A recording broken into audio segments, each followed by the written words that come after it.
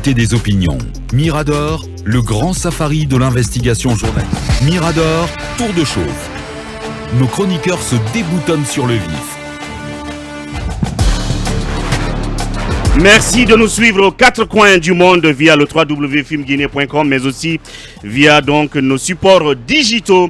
Merci de l'attention à l'intérieur du pays, à Zérékoré et à Sigiri Kankan, via donc le réseau synchronisé de notre partenaire de Dabo Média. Mais là aussi, vous nous suivez sur Internet, bien entendu, sur les liens que je viens de rappeler tout à l'heure. Nous sommes ensemble jusqu'à 11h. N'hésitez pas à prendre part au débat, puisque vous pouvez donc nous écrire tout au long de cette émission. Ils sont dans leur position, les Miradors. Emmanuel Milimono, bonjour. Bonjour Ouri, bonjour à tous nos auditeurs et à tous nos téléspectateurs.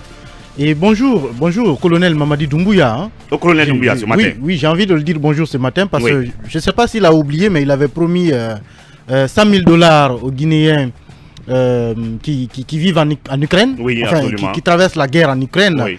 Mais il se trouve que jusque-là, semble-t-il, selon en tout cas des témoignages des Guinéens résidant là-bas, mais aussi ceux qui font partie des réfugiés, parce que j'ai eu à échanger hier pratiquement toute la journée avec deux catégories.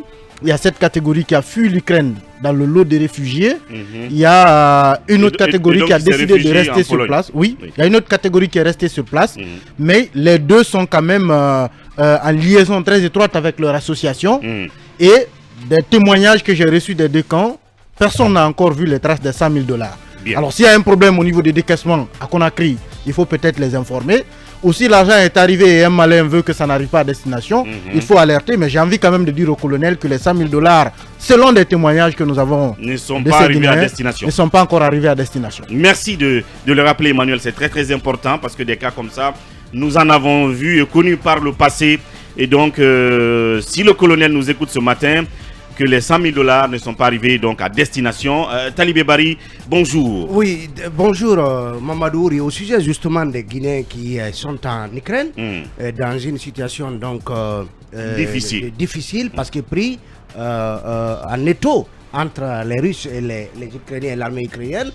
Et je ne sais pas, peut-être que je ne suis pas à l'actualité comme tout le monde, mais à mon avis, il devrait y avoir, disons, une présentation, en tout cas périodique, de l'évolution de la situation. On sait que il y a une semaine, la situation était moins dramatique qu'elle est aujourd'hui sur le terrain parce que les combats se sont intensifiés.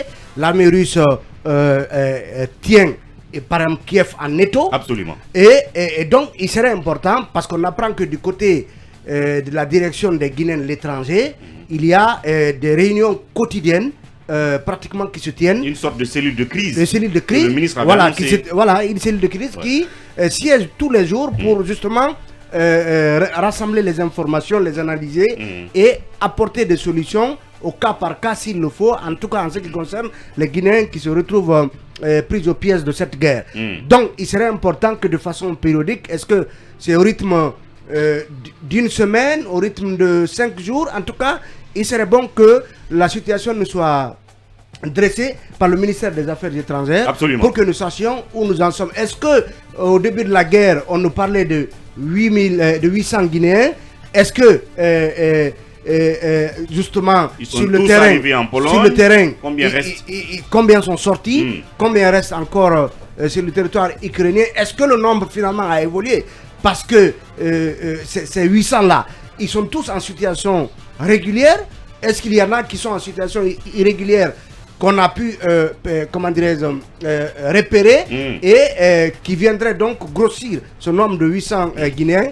Tout cela nécessite une communication au quotidien pour que les Guinéens sachent où en sont leurs compatriotes concernés par cette guerre. Absolument, Talibé Bari. Des interrogations qui méritent des réponses, bien entendu, de la part du ministre des Affaires étrangères, bien entendu. Il faut aussi rappeler que un de nos compatriotes, justement, qui a fui la guerre en Ukraine et qui s'est réfugié en Pologne est décédé, malheureusement, des suites de maladies, selon ce qui a été annoncé sur la télévision d'État hier. Et le Premier ministre Mohamed Beavogui, selon ce que j'ai vu à la télé hier, s'est rendu donc dans la famille de ce jeune décédé pour présenter ses condoléances. À nous donc de présenter aussi nos condoléances à cette famille et donc notre sympathie à tous ceux qui traversent justement l'effet de cette guerre du côté de l'Ukraine. Alors, mon beau Mamadou Dian Baldé, bonjour. Oui, bonjour Mamadou et bonjour à tous. Bienvenue ce matin. Merci. Quelque chose à dire sur justement cette affaire de $100 000 promis, mais qui ne sont pas arrivés à destination, que Emmanuel vient de rappeler. Non, il a bien fait de rappeler, c'est juste accélérer le processus de mise à disposition des fonds, puisque les gens là-bas, ils triment, ils trouvent à peine de quoi se mettre sous la dent. Ouais. Et comme Talibé l'a dit, ils sont pris entre les étaux. Les étaux entre deux feux avec cette folie russe Ouais. qui tire sur tout ce qui bouge, même des bébés. Ouais. C'est déplorable. Déplorable. Akoumba Diallo, bonjour. Bonjour Mamadouri, bonjour à nos chers auditeurs et téléspectateurs. Peut-être que les $100 000 retardent parce que le président de la transition vient juste de signer, bon si je dis juste, peut-être que j'exagère parce que c'est depuis le 4 janvier dernier, vient de signer le décret 0013 portant répartition des crédits de paiement ouverts au budget de l'État et les départements ministériels et institutions pour 2022. Peut-être que le problème va se régler bientôt. De toutes les façons, on souhaite... Cela signifie quoi exactement c'est-à-dire que il y a dépenses... maintenant les lignes de crédit sont dégagées, les dépenses sont... on a déjà prévu les montants que les entreprises, que les départements et les institutions devraient décaisser. D'accord. Maintenant, le président de la République a autorisé la mise en œuvre de la loi budgétaire, la loi des finances pour 2022 et c'est ainsi qu'il a signé le décret portant répartition des crédits de paiement. Peut-être que ça va soulager bientôt nos compatriotes qui souffrent à l'extérieur. Même si on ne sait pas de quelle ligne budgétaire viennent les $100 000, on en a fait le débat ici. Forcément du fonds de souveraineté, des fonds de souveraineté du président de la République. Non, en fait, on ne va pas refaire le monde, on ne va pas en débattre à nouveau. Toujours est-il que on a l'habitude de nous annoncer que le président a offert ci, a offert ça, alors que ça ne provient souvent même pas de son budget de souveraineté comme on le dit, mais voilà, on le met sur son compte. Donc, est-ce que c'est combien ce budget? Est-ce que c'est $100 000 effectivement, s'il devait souffrir de la non-autorisation, comment dirais-je, de jouir de leur crédit par les ministères, les différents départements, et s'il en est ainsi, ça laisse penser que en tout cas le budget de souveraineté du président, tel qu'on le comprend, il en jouit comme il veut, il peut décaisser à tout moment pour donc faire face Ce qui ne devait pas être le cas. Aux engagements qu'il a pris. Est-ce que donc ces $100 000 proviennent effectivement du budget de souveraineté du président? Bien. Quel est le modus operandi? Comment va-t-on faire parvenir ces $100 000? Parce qu'on avait fait le calcul ici pour dire que chaque Guinéen devait avoir $1 250 quelque part. 120. Mais parce qu'ils sont 800. Voilà, $125. Oui. $125. Alors comment va-t-on procéder pour que cela parvienne à ceux qui sont du côté de la Pologne, de l'autre côté? Donc tout cela fait qu'il faut s'interroger et espérer que l'argent là parvienne rapidement à ces Guinéens et que ce soit une première aide en attendant d'autres qui doivent suivre pour aider justement ses compatriotes. Bien. Moi, j'ai juste à préciser par rapport à ce qu'on appelle les fonds de souveraineté, fonds de caisse noire, fonds spéciaux. C'est la porte ouverte à toutes sortes d'abus. Si vous prenez par exemple la France, à partir de 2001, il a été décidé que ces fonds soient, comment dirais-je, connus du public et qu'ils soient utilisés surtout dans le cadre sécuritaire, c'est-à-dire pour des missions spéciales d'agents sur des terrains. On décaisse rapidement, on finance. Sans maintenant, procédure. le président Mitterrand, par exemple, en quittant le pouvoir, c'est qu'il avait laissé le reste des fonds à son, comment dirais, successeur. C'est qui, en Guinée, quand on dit fonds de souveraineté, Même le président de l'Assemblée en a, ils prennent tout, ils en font ce qu'ils veulent. Le Premier ministre, plus de 20 milliards, il n'y a aucune transparence. Bien. Je crois qu'il faut revoir tout cela. Bien. Mohamed Kaba, bonjour. Bonjour le philo-journaliste, bonjour aux auditeurs, bonjour aux téléspectateurs, bonjour à la paisible population de Madina à Cancan et bonjour médical ce matin à l'ANSS. Parce qu'il y a la lutte contre la Covid qui se poursuit jusqu'à preuve du contraire. La fin déclarée de la Covid n'a pas encore été annoncée, ça veut dire alors que le virus est là. Absolument. Et ce qu'on ne peut pas comprendre, et qu'il y a des malades dans les centres. Il y a des malades dans les centres, dans les CTP. Les agents intervenant dans la lutte contre la Covid ne sont pas payés depuis janvier 2022. Ceux qui soignent, ceux qui vaccinent et ceux même qui prélèvent ne sont pas encore vaccinés. Donc c'est une alerte à l'ANSS. Ces agents intervenant dans la lutte contre la Covid décident de battre le pavé. Ils ne sont pas payés depuis quand? Depuis janvier 2022. Ils ne sont pas encore payés. Encore.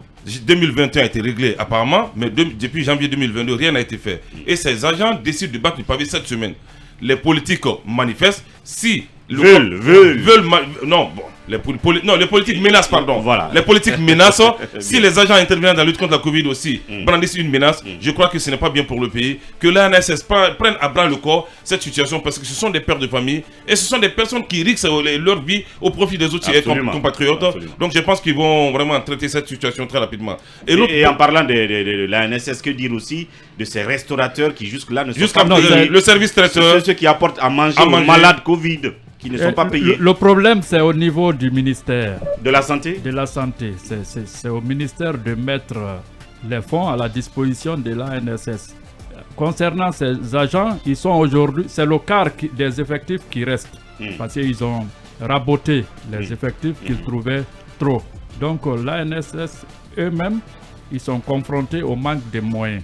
Donc tout est au niveau, le blocage c'est au niveau même du sommet de l'État. Parce que je ne pense pas que le ministre puisse mettre le pied sur, en tout cas, sur des fonds. Pété Diallo, mais pour le moment, il paraît que même quand le coordinateur ou d'autres l'appellent, il ne prend pas. C'est silence radio. Mais il y a quand même aussi à dire que jusqu'au dernier moment, l'ANSS c'est une agence qui était rattachée à la présidence. À ce que l'on sache. Voilà. Mais donc je pense que ça, c'est vrai, quelque part, ça dépasse peut-être le ministre de la Santé. Justement, il faut alerter le président. C'est un cas de santé publique. Alors le philo-journaliste, on va dire très rapidement. Aujourd'hui, j'ai envie de rendre hommage à la diaspora guinéenne. Chaque famille aujourd'hui a 2 représentants, que ce soit en Europe, aux États-Unis, en Afrique. Quand même, chaque famille a ses représentants en Europe. Mais aujourd'hui, il faut les rendre hommage parce que ce sont des piliers aujourd'hui de l'économie guinéenne. Quelque chose qu'on ne dit jamais. Lorsqu'un quelqu'un, moi je ne les appelle pas diaspora, des Guinéens vivant à l'étranger. Lorsqu'un Guinéen vivant à l'étranger vous envoie 50 € ou 100 €, mais à la limite c'est du mépris pour certains ici. Il m'envoie que 50 € seulement. Il m'envoie que 100 € seulement ou 50 $. Est-ce que vous savez comment ils gagnent ces 50 € en Europe ou ces 50 € aux États-Unis? Et ceux qui n'envoient rien. Non, il y a chaque Guinéen envoie. Chaque Guinéen envoie. C'est sûr? Et oui, bien sûr. Et puis, quel que soit le montant, chaque Guinéen envoie si vous êtes à l'étranger. Et puis, ces Guinéens vivant à l'étranger contribuent énormément à l'économie. Oui, mais en envoyant... Je crois que cela est connu. Peut-être qu'Akumba peut préciser cela. On n'a jamais connu le montant. Quel est l'apport de la diaspora guinéenne dans l'économie guinéenne? Oui. Le montant n'est jamais connu. On n'en parle jamais. Je crois que c'est calculé. Et pourtant, c'est un apport dans notre économie. Oui. Ce qui me cœur. Vous êtes en Europe, je parle de ceux qui sont en Europe, ils envoient souvent 50 000 € à la rigueur pour commencer des chantiers. Mais vous voyez des frères ou des cousins qui n'ont vraiment pas de vertu, qui font exprès, qui n'utilisent pas cet argent à bon escient. Et vous quittez votre aventure. Après 10 ans, vous venez trouver le chantier n'est pas encore effectué, n'est pas encore fait. Donc c'est ça aujourd'hui le quotidien des Guinéens vivant à l'étranger. Il y a beaucoup qui souhaitent rentrer en Guinée, mais ne peuvent pas. Ils se disent, je n'ai même pas une portion du terrain. Comment entrer? J'envoie de l'argent, mon cousin n'a pas pu construire. Et les familles, que dire de ces familles qui vivent sur le dos de ces Guinéens vivant à l'étranger? On fait tout pour ne pas que vous rentrez au pays. On préfère, entre guillemets, vous sucer. C'est vous qui prenez la famille en charge, mais on ne vous parle jamais de projet. Donc ce matin, il faut rendre hommage à la diaspora guinéenne et dire à ceux qui affirment régulièrement 50 € seulement, 100 € seulement. Si vous savez comment on trouve ces 50 € et 100 € en Europe ou aux États-Unis, vous allez bénir pour eux toute la journée. C'est pour cela qu'il faut... Comment vous faisiez pour avoir 100 € en Allemagne? Ah mais écoutez, je vous en parlerai en offre. Mais c'était dur. Il cravachait dur. Il cravachait dur. Très très dur. Je disais que c'est pour cela qu'il faut peut-être contracter avec des entités formalisées sur place. Quand par exemple vous voulez construire, vous pouvez tout simplement faire, je vais dire, donner dévoilé le projet à une entreprise BTP pour immobilière. Voilà, pour une maison clé en main, par exemple. Et je pense qu'il y a un dispositif pour les transferts monétaires, par exemple. Vous savez, il y a des gens qui envoient de l'argent quand ils veulent que la famille achète 2 sacs de riz. On va plutôt mettre ça dans de la mamaya. Et désormais, il y a un système qui permet justement à la diaspora d'envoyer de l'argent directement à des boutiquiers qui, eux, livrent maintenant les vivres aux familles. Donc, de la même façon, je pense que la diaspora devrait réfléchir aussi en ce qui concerne, par exemple, les questions de construction. Parce que beaucoup, comme vous l'avez dit, ont été victimes de ces situations, bien entendu. Voilà. Pourquoi ne pas permettre aux Guinéens de jouir ici même de nos énormes ressources qui sont volées Pourquoi pas par des bandits à col blanc. Pourquoi pas De supposés bandits. Sinon, on n'a pas besoin de diaspora. On a besoin de la diaspora. Hein. Alors oui, on a besoin de la diaspora en Guinée. Talibé Bari, pour continuer rapidement, que dire de ce lapsus qui a tourné un peu ridicule en week-end du PM sur le plateau de la RTG sur cette affaire de 30 millions à 300 millions d'habitants de Tougué. De Gawal plutôt. Nous sommes des voisins, t'inquiète pas. Mais vous me provoquez. C'est Akomba qui a vu, comme parmi la population de Gawal croître de façon exponentiellement. Ouais, je me rappelle de la formule en mathématiques. De façon inédite, parce que le Premier ministre nous balance des chiffres. Mais il faut le dire que c'est un lapsus. Oui, est-ce que les gens n'ont pas quand même exagéré? Oui, non, vous savez que les réseaux sociaux, ils sont ainsi faits que la moindre peccadille peut justement alimenter la chronique pendant 2 jours, comme ça a été le cas tout le week-end pratiquement, autour de ces 30 millions d'habitants qui sont passés à 300 millions. Qui sont passés à 300 millions. Entre-temps, je pense que ce n'est qu'un lapsus, mais ce qui est dramatique, c'est que, bien évidemment, il n'y a eu dans l'interview aucune possibilité d'aider le Premier ministre à corriger ce lapsus. Peut-être que le Premier seulement hier que ça a été fait par Ali Kamara. Le Premier ministre aussi n'est pas suffisamment attentif, sinon quand vous avez balancé 30 millions et puis vous dites que ces 30 millions sont passés à 300 millions. Voilà, quelque part, ça devrait... ce dont j'ai l'impression, et c'est d'ailleurs qui était l'intervieweur, un secret de polichinelle, le Premier ministre n'est pas un habitué, un grand habitué des interviews des médias. Donc parfois, ça arrive, et donc... voilà, les réseaux sociaux en ont fait. C'était à l'intervieweur de... Oui, absolument. C'est de sa faute. Par ailleurs. C'est la faute du journaliste. Il faut dire de Fanasouma, il faut le dire c'est la faute du journaliste. Rappelez-vous quand l'ancien gouverneur de la Banque centrale... Excuse-moi d'avoir coupé la parole. Quand l'ancien gouverneur de la Banque centrale est venu nous annoncer ici des fonds de réserve pour le commerce extérieur de 5 milliards, on l'a rectifié sur le champ et il a reconnu. Mais je pense que le journaliste devait avoir la formule qui s'y est pour dire à monsieur le Premier ministre que ça lui semblait être assez énorme, pour ne pas dire monsieur le Premier ministre, vous vous êtes trompé. Peut-être que BA aurait réalisé rapidement là pour que c'était une erreur. 30 millions ou 300 millions. Exactement, il aurait juste réitéré cela. Nous voyons cela dans les plateaux des grands médias. À tout moment, le journaliste amène quand même l'interviewé. Qui doit dominer celui qui est devant toi. Bien. Oui, mais quand on a quand même aussi à l'idée que celui qu'on interviewe est supérieur à nous, ça pose un problème. Et c'est pourquoi j'aime bien la formule américaine, même quand c'est le président américain, s'il arrive dans une conférence, et puis lui, il s'arrête, et puis les journalistes s'asseyent. Parce que là, on inverse déjà la puissance, parce qu'on dit au président de la République, là, tu es obligé de faire un exercice sous notre contrôle. Surtout, je pense que on dit que le journaliste doit regarder des hauts, même le président. Parfait. Bien. Comme ça. Merci. Emmanuel, un bout d'analyse. Moi, je pense quand même que c'est aussi révélateur de l'intolérance des Guinéens, parce que...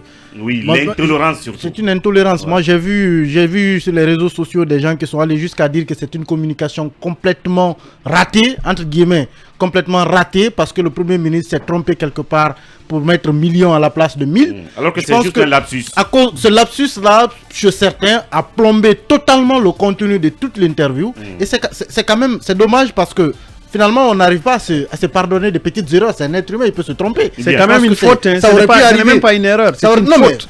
Mais pour un Guinéen, quand quelqu'un vous dit que la population de Gawal a atteint 300 millions, à la limite, ça ne devait pas vous choquer parce que vous savez que la population totale de la Guinée n'atteint pas 300 millions. Oui, mais quand un Guinéen vous dit qu'une préfecture est habitée par 30 millions, c'est quand même difficile. Moi, je considère que c'est une erreur et qu'on a été trop rigoureux.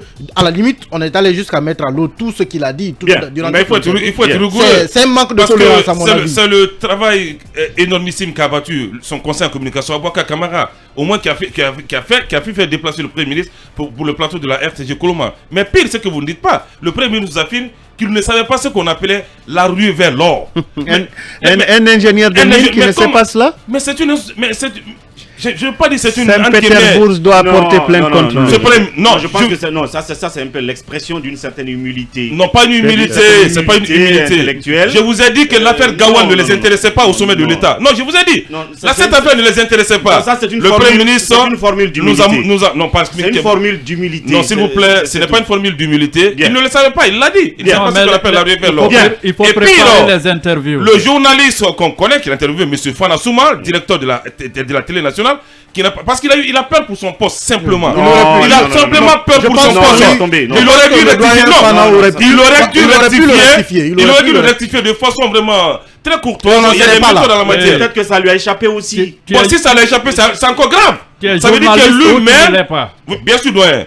Je vous dis que ce directeur a failli à sa mission. Il a cette expérience, on l'attribue une expérience de plus de 30 ans ou 20 ans.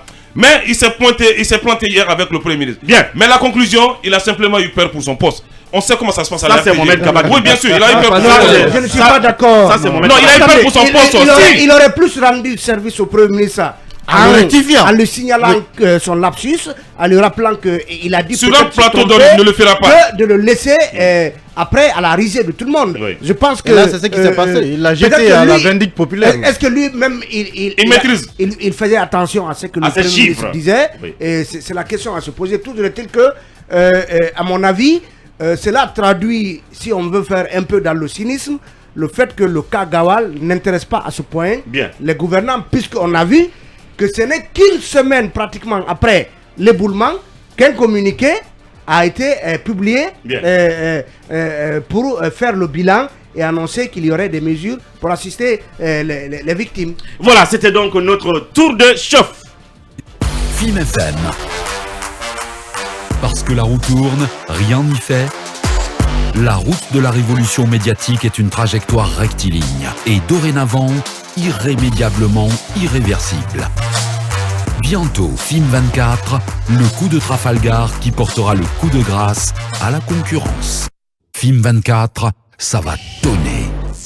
Mirador, la plus grande tribune politique de la Guinée, l'habitacle de la pluralité des opinions. Mirador, le grand safari de l'investigation journalistique. Mamadou Ouri Diallo. Bonjour donc à la voix lead de cette émission, Aboubacar Diallo, le juste l'échelle qui donc est en mission commando de la boîte ce matin et qui vous retrouvera dès demain. Et un bonjour fraternel à Fraternité FM du côté de Mamouche Talibé qui relaie cette émission. Je le mentionnais en début d'émission, ils sont nombreux à se demander encore pourquoi l'inculpé commandant Ali Kamara et compagnie, accusé de vol pour avoir bénéficié, semble-t-il, d'une partie importante du montant frauduleusement soustrait du palais présidentiel lors des opérations du 5 septembre 2021, ne sont pas libres. En plus, pourquoi la chambre de contrôle de l'instruction exige-t-elle au tribunal militaire d'inculper commandant Mouktar Kaba, le capitaine Sidiki Traoré et le surnommé Bill, qui serait donc un civil très proche du milieu UP de Conakry? Des interrogations sur lesquelles notre enquêteur en chef détient des bribes de réponse.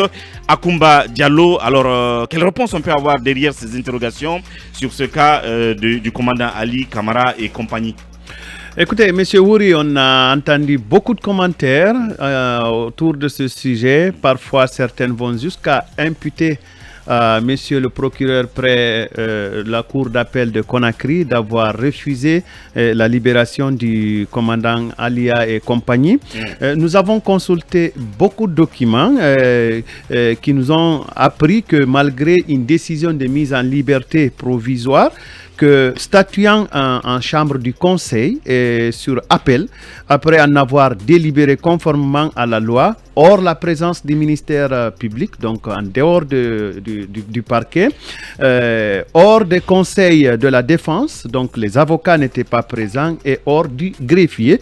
En la forme, la chambre du conseil de l'appel, la chambre du conseil a reçu, si vous voulez, l'appel interjeté le 6 janvier 2022 contre l'ordonnance de rejet de la demande de mise en liberté provisoire numéro 001 du 5 janvier rendue par Madame Hadja Diakassi, la juge d'instruction du tribunal militaire permanent de Conakry. Sur le fond, la chambre du conseil a confirmé l'ordonnance querellée en toutes ses dispositions. Ça veut dire que ceux qui sont concernés ne devraient plus bénéficier de ce qui avait été décidé auparavant. En conséquence, la chambre du conseil a ordonné le maintien en détention des nommés commandant Ali Kamara, capitaine Suleiman Bangoura, capitaine Tambake Koura Kamano, adjudant-chef Morihawa Kamara, adjudant Daouda Keita et soldat deuxième classe Makan Diabaté. Et par la même occasion, c'est-à-dire à travers la même décision, la chambre du conseil a ordonné en plus l'inculpation des nommés commandant Mouktar Kaba, capitaine Sidiki Traoré et le surnommé Bill pour des faits de vol. La chambre a également ordonné enfin l'exécution du présent arrêt à la diligence de monsieur le procureur général près la cour d'appel de Conakry. Vous comprendrez pourquoi on parle de Charles Wright. Probablement sans en avoir assez vérifié l'information. Il a reçu injonction d'une juge d'instruction ou du juge d'instruction d'exécuter cette ordonnance. À cette allure-là, le commandant Ali Kamara et co-détenus, donc et compagnie, devront encore attendre à l'ombre avant de remettre de la liberté, parce que l'ordonnance demande, j'insiste là-dessus, à ce que ces nommés que nous avons cités là, le commandant Mouktar Kaba, le capitaine Sidiki Traoré et le surnommé Bill, qui serait d'ailleurs un civil, très connu de milliers IP et privilégié de Conakry, soit d'abord inculpé avant qu'on ne prenne une décision probablement de mise en liberté provisoire au bénéfice du commandant Alia et compagnie. Une fois de plus, les documents que nous avons consultés parlent bel et bien de vol d'argent à la présidence de la République lors des opérations du 5 septembre. Donc, cette annonce de la libération de Ali Kamara et compagnie n'aura été que des effets d'annonce, Talibé? Oui, on a parlé de leur libération suite à l'ordre de mise en liberté décidé par un procureur. Par le procureur du tribunal militaire de première instance. Et donc, aujourd'hui, avec ces éléments d'information que Akumba nous donne, on voit qu'il y a toute une sorte d'embrouillamini autour de cette affaire Alia. Est-ce que, parce que beaucoup s'étaient demandé pourquoi, entre griffes, le procureur Charles Wright s'en mêlerait. Est-ce qu'il était concerné par une affaire qui tourne autour de militaires, d'autant plus qu'il y a un tribunal militaire?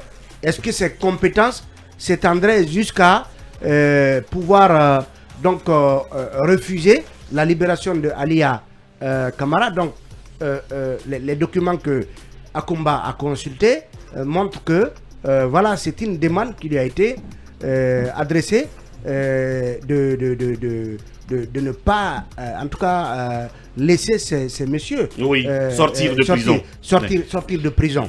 Alors, quand on nous parle d'un monsieur Bill et donc de trois autres, quel pourrait être éventuellement leur rôle? Est-ce que, parce que quand on parle même d'un certain Bill qui est un civil, ça veut dire que probablement, c'est des questions que je me pose. Le receleur, éventuellement. Qui est-il? Est-ce que c'est un receleur des fonds qui auraient été donc volés ou soustraits à la présidence à Sékou Touré, parce qu'on ne dira pas que ce bill-là faisait partie de l'équipe qui a pris d'assaut le palais Sékou Touré. Donc quel est son rôle? Et les deux autres plus Bill, quel est également leur rôle dans cette opération, et pourquoi éventuellement on épargnerait certains et on garderait donc sous les verrous Alia et compagnie? C'est des questions à se poser. Toujours est-il que je ne sais pas, peut-être que Akumba ne veut pas aller plus loin, mais est-ce que dans les documents qu'il a consultés, le montant, quel est le montant? Parce que c'est un mystère aujourd'hui. Autour du montant. Dans un contexte où on nous dit que Alpha Condé avait 30 millions de dollars ou 30 millions d'euros, au moins. Sans compter les francs guinéens qui étaient mis dans des sachets noirs. Dans des sachets noirs. Donc, ce qui est tout à fait normal. Il y a un gros mystère autour de cela. C'est très grave. Est-ce que c'est un fonds de souveraineté? Est-ce que ce sont les 30 millions de dollars? Est-ce que ces 30 millions de dollars-là, ce sont eux qui étaient dans les coffres forts qui ont été éventrés qui auraient été éventrés par Alia et compagnie? Aujourd'hui, je pense que la tournure que prend cette affaire avec une autorisation de mise en liberté et une opposition à la mise en liberté, et dans tout ça, il y a la personne de Bala Samoura qui revient en boucle pour dire que c'est lui qui n'aurait pas intérêt à ce que Alia et compagnie soient libérés. Je pense que le procureur Charles White, finalement, qui se retrouve au milieu de ce guêpier et qui est si communicatif, devrait finalement pouvoir nous en dire quelque chose, parce que l'opinion doit pouvoir comprendre. On ne doit pas en faire un mystère, parce qu'il s'agit quand même d'une affaire grave de vol d'argent, et où, s'il vous plaît, au palais Sékou Touré. Mamadou Djambaldé. Je ne crois pas que le colonel Bala Samoura soit la justice. Donc il faut que les juges puissent tirer cette affaire au clair s'il y a eu vol. Sauf qu'il est quand même le directeur du tribunal de la justice militaire. Oui, mais c'est pas lui la justice. Est-ce que c'est pas à ce titre-là qu'il s'implique, qu'on entend parler de lui? Donc maintenant, j'ai envie de savoir. S'il y a eu vol lors de l'assaut contre le monarque, il doit avoir justice. Parce que c'est pas honorable que nos militaires partent pour une telle mission, pour aller voler. Ça rappelle un peu ce qu'on appelle... Mais on peut considérer ça comme un butin de guerre. Non, mais attendez. Ce qu'on appelle le donativum dans l'Empire romain, quand quelqu'un parvenait au pouvoir, il prenait de l'argent pour engraisser les forces armées ou après chaque victoire. Donc l'armée guinéenne est habituée à ça. C'est des gens qui sont juste là pour l'argent. Il faut que ça change. C'est parce que le colonel a compris que non, s'il ne punit pas ça, c'est pas bien. C'est pourquoi je me dis que ces officiers, ces valeureux officiers, il faut que l'affaire soit tirée au clair. Peut-être que eux tous n'ont pas pioché dans ce qui était là-bas. Bien. Mohamed Kaba là-dessus, rapidement. Très rapidement, c'est du cinéma qu'on est en train de nous montrer dans une... Comment s'appelle le film alors? Dans une salle. Le film s'appelle Imaginons la transition. Alia Gate. Parce que il faut pas banaliser ça. C'est un cinéma. Lorsque le capitaine Dadis a fait son coup d'État, on n'a jamais entendu parler qu'il y a eu vol d'argent au palais Mohamed V ou l'ancien contre. Non, mais c'est différent. Coup d'État contre un mort. Non, mais il y avait de la fortune gardée. Il y avait de la fortune gardée. Je vais vous dire. Ça n'a pas été le cas. Tant qu'on nous dit pas le montant entre guillemets qui a été dérobé, j'estime que c'est encore punir. Non, j'estime qu'encore c'est du cinéma qu'on est en train de nous produire. Parce qu'on estime que Alia Camara serait entre guillemets une menace aujourd'hui pour la transition. Mais pour qui? Pourquoi ces lieutenants fidèles avec lesquels vous avez perpétré un coup d'État, vous les mettez en quarantaine 2 semaines seulement après un coup d'État? Parce que c'est des choses qui sont pardonnables. Si ça existait, chacun a servi là-bas à cette tournée. On voit seulement le commandant Ali, mais d'autres militaires se sont servis. Mais aujourd'hui, qui sont pas inquiétés. Qu'on nous dise aussi, ces militaires qui sont servis au palais, comment dirais au palais Sékou Touré. Mais on est en train de commettre du tort à ces pauvres citoyens. Ils ne méritent pas la prison. Ils méritent aussi des postes parce qu'ils sont allés à la mort. Donc mon colonel, ceux qui vous entourent, ceux qui vous disent d'éloigner ou de mettre en quarantaine le commandant Alia et ses camarades, je crois qu'ils ne vous disent pas la vérité. Il ne faut pas personnaliser ce débat. Mais oui, mais c'est lui là. C'est lui la crème. C'est le malheur en Guinée. Non, c'est pas le malheur d'Oyen. Le commandant Alia était la cheville ouvrière. Nous apprentons de ce coup d'État. Donc on ne peut pas l'isoler comme ça à la maison centrale pour des raisons inavouées. Donc pour terminer, c'est du cinéma, c'est du folklore qu'on est en train de nous proposer pour un prétendu vol. Parce que derrière Ouri, c'est pour vous dire oui, le président Alpha Condé gardait des milliards au palais sectoriel, mais jusqu'à preuve du contraire, cela n'est pas prouvé. Oui, Emmanuel Milimono, là-dessus, quel regard? Je crois que on n'a pas encore tous les détails de cette affaire, parce qu'il y a encore des interrogations, comme l'a soulevé le doyen et puis Talibé, par rapport au montant qui a été volé. Ce serait bien déjà qu'on sache quel est ce montant, pour qu'au moins le Guinéen aussi se fasse une opinion par rapport à l'existence réelle du délit, enfin du vol qui est attribué à ces militaires. Mais je pense quand même que cette décision a aussi été prise, ne l'oubliez pas, dans l'euphorie de la prise du pouvoir, au moment où on applaudissait toutes les décisions du colonel, au moment où on estimait que tout ce qu'il faisait était bon. Donc pour l'instant, moi j'accorde le bénéfice du doute, en attendant d'être peut-être situé pour savoir est-ce que le commandant Alia et ses compagnons sont en prison pour du vrai ou pour du faux. Mais pour ce qui est de la procédure, je me serais quand même interrogé de voir cette ordonnance de mise en liberté prospérer à partir du moment où des personnes ont été arrêtées, interrogées et conduites à la maison centrale. Il n'y a pas eu d'inculpation. On ne sait pas, il n'y a aucune visibilité par rapport à un procès éventuel. Je ne sais pas sur quelle base on pourrait accorder une liberté au groupe, sachant que voilà, il n'y a pas de procès et ils ne sont surtout pas inculpés. Ça veut dire que la justice est inféodée. C'est cela qu'on reproche c'est cela qu'on a reproché d'ailleurs au CNRD dans l'affaire Alpha Condé. On a dit si vous devez laisser Alpha Condé partir, il faut au moins l'inculper pour quelque chose, sinon libérez-le complètement. Donc à partir du moment où il n'y a rien contre les gens, il faut qu'on les laisse en liberté. Sinon, si on est tenté à les garder sur des faits qui sont fondés, il faut les inculper pour qu'ils sachent au moins ce qu'ils encourent et qu'on accélère la procédure pour aller à un procès. Je pense que c'est ce qu'il faut, mais là, de là à dire, pour l'instant, nous n'avons pas les éléments suffisants pour apprécier du fondement vrai ou faux de ce qui leur est reproché. Moi, je pense que connaître d'abord le montant qui a été volé est important, et ensuite, l'inculpation du groupe donnerait également au moins une lueur d'espoir même aux accusés. Merci Emmanuel. Alors Akumba, l'angle mort de l'affaire, c'est bien entendu le montant total qui aurait été dérobé, mais quel choix auront donc les avocats de ces messieurs-là désormais face à cette décision-là? Bon, les avocats, puisque vous en parlez, je pourrais peut-être dire qu'il s'agit de M. Faya Gabriel Kamano, Justin Tamba Tolno, Sekou Amadou Silla et Mamadou Aliou Chérif Diallo, qui sont, me semble-t-il, les avocats qui avaient formulé l'appel contre l'ordonnance. Ensuite, j'aimerais vous dire que évidemment, je n'ai pas tous les tenants et les aboutissants de ce dossier. Je suis loin de parvenir à un message mieux structuré, mais ce que j'ai compris, selon un document signé du magistrat Sekouba Condé que nous avons consulté, c'est que le commandant Ali Kamara est défini comme étant co-auteur de ce vol qui s'est réalisé à la présidence de la République, et il est aussi défini comme avoir bénéficié d'une partie importante du montant que le juge qualifie de frauduleusement soustrait du palais présidentiel. Donc c'est pour cela que les magistrats ont décidé de le maintenir en prison. Mais en réalité, j'ai compris au cours de l'investigation qu'on peut retenir un accusé pour plusieurs raisons, parfois même à son avantage. C'est-à-dire que s'il est possible que sa sécurité soit remise en cause, on peut le maintenir en détention provisoire. Et s'il est possible aussi que les preuves soient détruites, on peut le maintenir en détention provisoire. Ainsi de suite, ainsi de suite. Ce sont des éléments comme on a expliqué au cours de l'enquête. Ce que je souhaiterais qu'on retienne, c'est que la justice, de mon point de vue, refuse qu'il y ait des 2 poids 2 mesures.